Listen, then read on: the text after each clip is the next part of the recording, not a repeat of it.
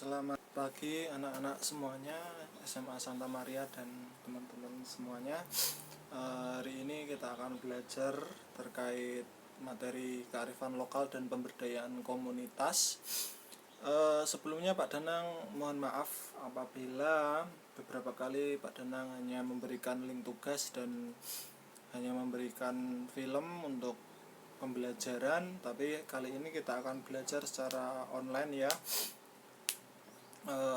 Saya mohon teman-teman semua bisa mendengarkan materi ini karena teman-teman kelas 12 sebentar lagi akan melakukan ujian nasional ya.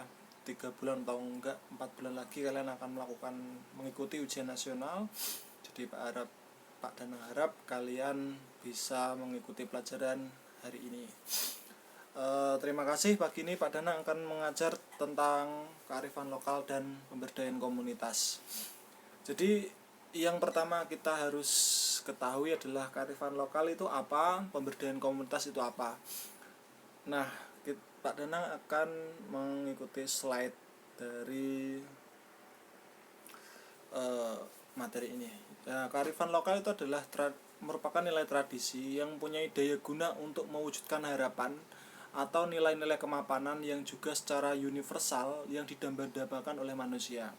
Artinya apa sih? Jadi kearifan lokal itu adalah ilmu atau pengetahuan dari masyarakat yang dia tidak terstruktur, namun dia berguna untuk kehidupan dalam jangka panjang. Nggak usah muluk-muluk, misalnya kearifan lokal yang ada di desa misalnya. Di desa banyak petani yang memiliki pengetahuan terkait geografis, misalnya ini musim hujan kapan, musim kemarau kapan, masa tanam itu paling bagus kayak gimana, waktu menanam padi itu pada musim apa. Nah, itu adalah keterampilan lokal yang sangat berguna untuk bagaimana mereka hidup secara sehari-hari. Misalkan lagi kearifan lokal yang ada di Rembang, misalnya ada banyak jenis makanan yang diolah oleh masyarakat Rembang. Misalnya ada dumbek, ada tape, ada tempe dan sebagainya. Itu kan butuh pengetahuan untuk bisa membuat produk seperti itu. Misalnya tempe itu kan dibuat dari ragi, dari jamur. Itu kalau orang yang tidak punya pengetahuan nggak bakal bisa membuat tempe. Ataupun tahu misalnya. Nah, pengetahuan seperti itu bisa dipelajari, namun biasanya hanya orang-orang tua yang bisa melakukannya. Anak muda pun bisa, asalkan mereka juga belajar. Nah, itu contoh kecil dari kearifan lokal. Nggak hanya dari bentuk makanan, dari bentuk ekonomi, namun juga dari bentuk budaya. Misalkan Indonesia itu sangat terkenal sekali dengan budayanya, entah itu bahasa, kultur, seni dan sebagainya.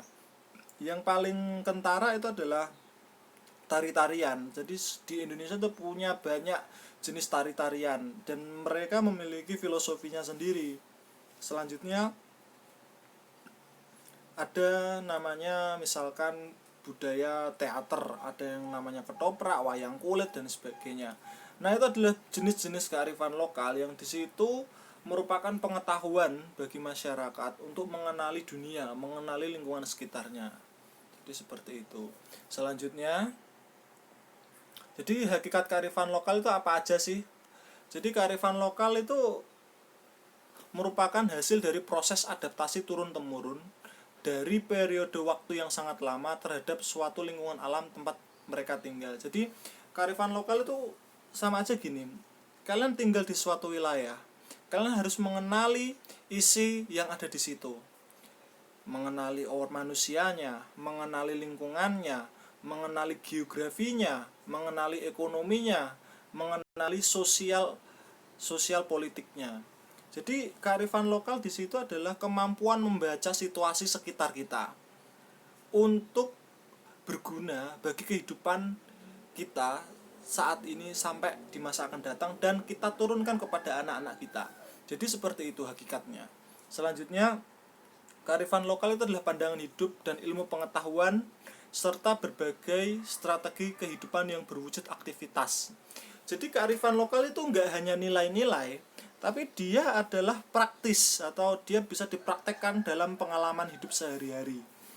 Jadi kearifan lokal itu nggak hanya cuman mitos, tapi kearifan lokal itu adalah pengetahuan, nilai-nilai yang dipraktekkan dalam kehidupan sehari-hari guna meningkatkan taraf hidup, meningkatkan sumber daya manusia, meningkatkan ekonomi dan sebagainya. Selanjutnya, kita harus melihat juga ciri-cirinya. Ciri-ciri kearifan lokal yang pertama, mampu bertahan terhadap budaya luar. Itu pasti.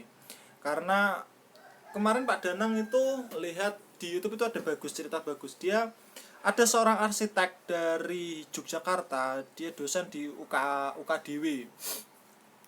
Dia itu meneliti bagaimana ternyata tukang di Indonesia itu memiliki berbagai macam alat teknis yang tidak dimiliki negara-negara lain.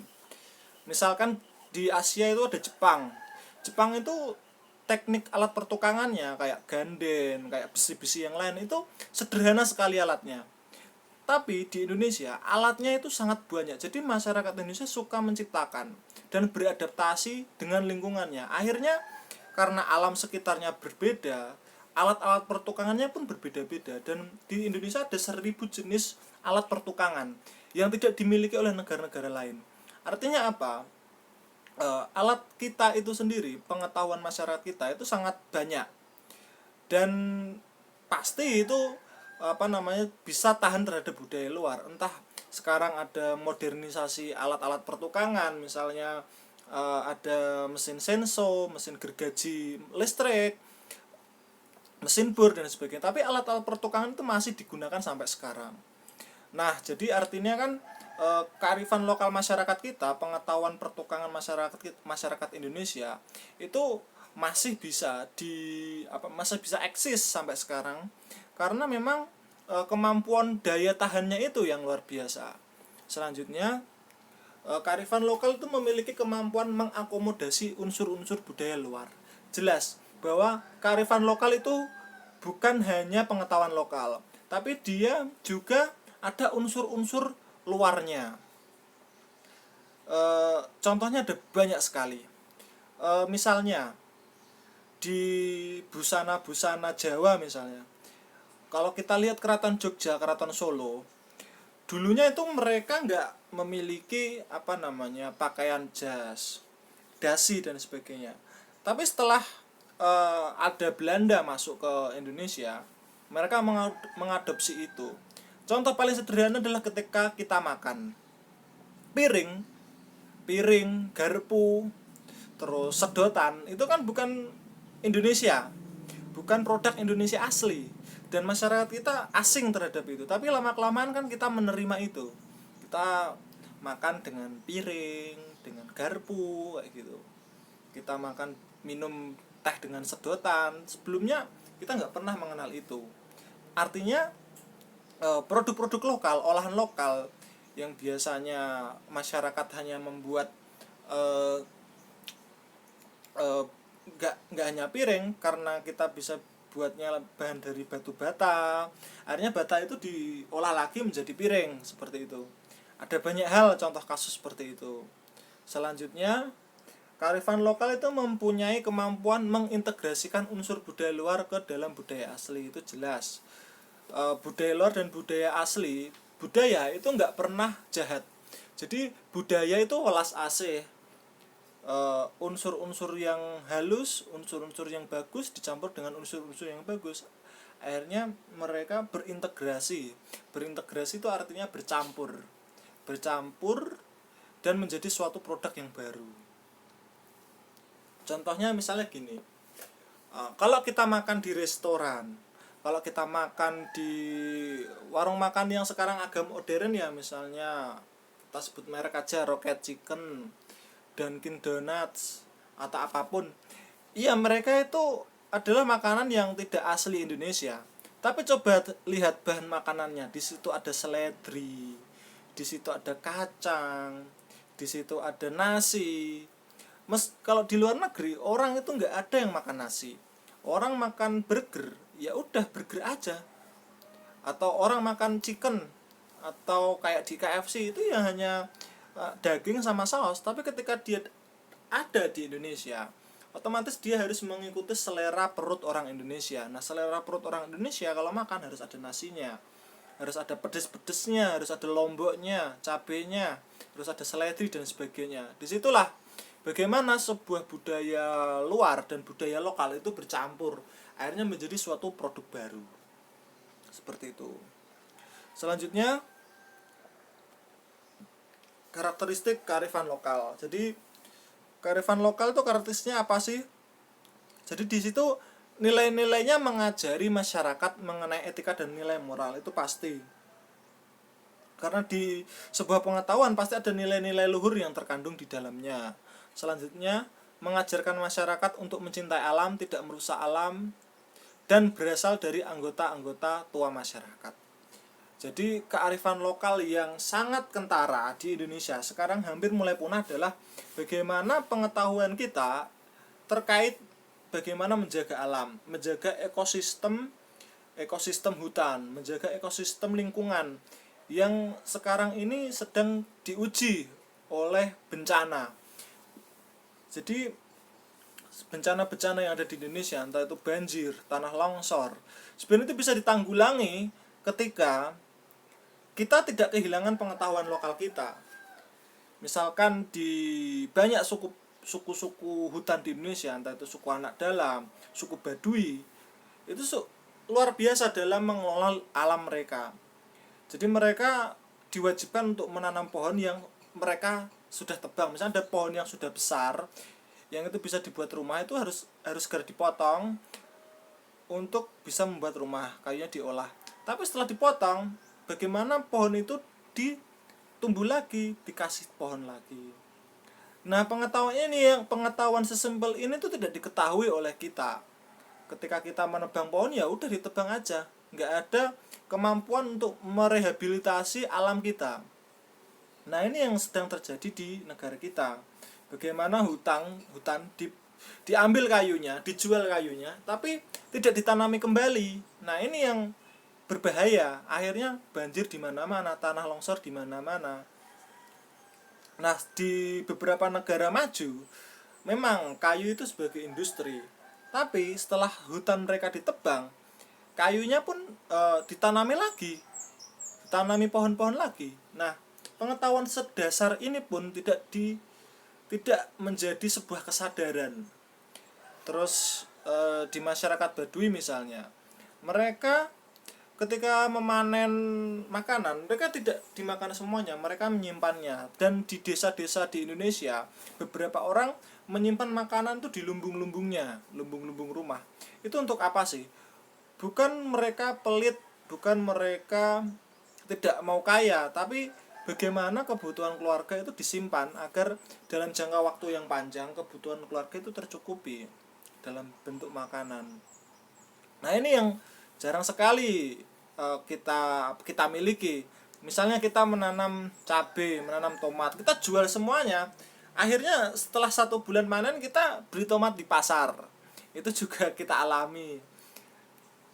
Nah, pengetahuan sekecil ini pun mulai hilang. Jadi kearifan lokal terkait lingkungan, mencintai alam itu nggak hanya merusak alam, nggak hanya kemampuan untuk menanam, tapi bagaimana kita bisa berselaras diri dengan alam. Kita mulai peduli, tidak asal menebang pohon. Kita mulai mengetahui tanaman-tanaman apa yang bisa ditanam untuk ekonomi, tanaman-tanaman apa yang untuk menjaga hutan, menjaga tanah, itu harus kita ketahui bersama. Karena sekarang ini yang tidak kita miliki, pengetahuannya semakin berkurang. Selanjutnya kita masuk ke fungsi kearifan lokal. Jadi fungsi kearifan lokal itu sebenarnya sangat banyak, tapi ini hanya disebutkan beberapa aja ya. Fungsi kearifan lokal itu sebagai konservasi dan pelestarian sumber daya alam.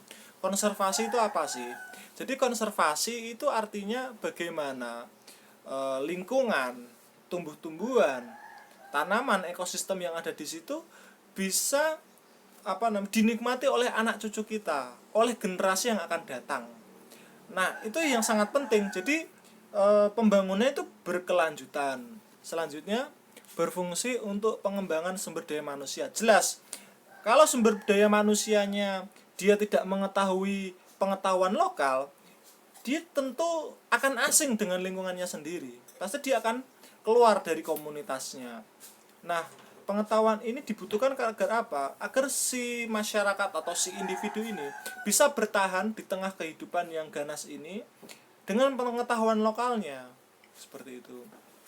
Selanjutnya berfungsi, kearifan lokal berfungsi untuk pengembangan kebudayaan dan ilmu pengetahuan. Kalau di sini kan kita lihat ya, ada di gambar itu ada rumah-rumah lumbung padi. Nah, rumah-rumah lumbung padi itu fungsinya apa sih? Jadi setiap kali panen, kelebihan panen itu dimasukkan di sini. Nah, ketika ada kebutuhan sunatan, nikahan atau ada keluarga yang meninggal, jadi lumbung padi ini bisa dimanfaatkan. Jadi nggak perlu beli. Ada tetangga yang nggak bisa makan, ditolong pakai lumbung ini. Jadi seperti itu. Selanjutnya, kearifan lokal berfungsi sebagai petuah kepercayaan, sastra, dan pantangan. Kalau kita lihat kearifan lokal pun bisa menjadi sebuah karya sastra.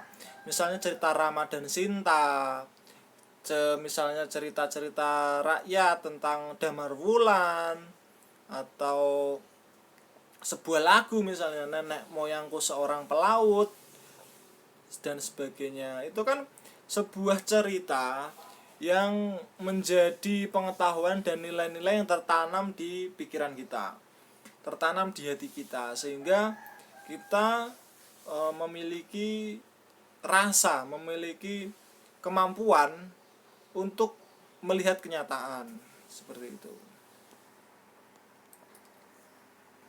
Selanjutnya, bentuk kearifan lokal di Indonesia ya. Jadi bentuk kearifan lokal itu ada bermacam-macam. Ada yang berwujud nyata dan tidak berwujud. Maksudnya apa sih? Kalau berwujud nyata itu ada karya tulisnya, ada bangunannya, ada produknya. Ada produknya, entah itu benda, entah itu makanan, entah itu pengetahuan yang tertulis, itu namanya kearifan lokal yang berwujud nyata atau tangible. Selanjutnya tidak berwujud. Misalnya petuah, misalnya lagi seni suara, nyanyian, pantun, cerita rakyat, dan nilai-nilai ajaran tradisional. Nah, kalau kita lihat di sini, coba lihat. Di sini kita akan melihat, coba. Di sini ada tas-tas unik dari kain apa ini? Goni ya, bahan goni. Sekarang malah yang harga tas yang mahal itu malah dari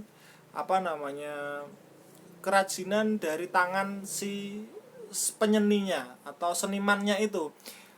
Jadi bahan-bahan lokal, entah itu serabut kayu, entah itu akar-akar tanaman, itu sekarang nilainya sangat mahal sekali, harga jualnya sangat tinggi karena pasar sekarang itu menerima sebuah cerita, menerima bentuk seni alternatif, menerima produk-produk budaya lokal yang di situ syarat akan seni yang tinggi. Jadi membuat tas raju seperti ini itu nggak cukup 1 hari, nggak pakai mesin. Ya ada yang pakai mesin, tapi tetap si tangan yang pembuat ini yang paling membuat perbedaan. Jadi nilainya sangat tinggi. Nah, potensi kearifan lokal di Indonesia itu sangat besar sekali. Yang pertama adalah kearifan lokal dalam karya-karya masyarakat. Itu pasti ada alat musik, ada produk kerajinan. Kearifan lokal dalam memanfaatkan sumber daya alam. Jadi hutan-hutan kita, laut kita, tanah kita. Kita harus mengetahui, harus belajar. Tidak boleh kita bersandar pada pengetahuan barat saja, tapi kita harus bersandar pada pengetahuan nenek moyang kita, bapak kita, kakak kita, ibu kita, mbah-mbah kita. Kita harus sering berdiskusi atau ngobrol dengan mereka, karena Itulah pengetahuan lokal yang harus kita miliki kalau kita ingin hidup di komunitas kita. Selanjutnya, kearifan lokal dalam mitos masyarakat. Pasti di masyarakat itu ada mitos-mitos, cerita-cerita tentang hantu, cerita-cerita tentang pamali, hal-hal yang tidak baik dilakukan. Itu kan agar menjaga diri kita lebih aman, seperti itu. Kearifan lokal dalam pertanian itu jelas, tanpa keterampilan dan pengetahuan tentang pertanian hampir mustahil kita bisa swasembada pangan. Hampir mustahil kita bisa makan kalau kita tidak bisa bertani, tidak ada petani, Indonesia pasti kelaparan. Nah, ini keterampilan sangat penting dimiliki. Selanjutnya, kearifan lokal dalam cerita budaya. Ada banyak ya, budaya-budaya, entah itu wayang, tari-tarian, entah itu produk kebudayaan, entah itu candi, arsitek-arsitektur kuno, dan sebagainya. Oke, terima kasih banyak.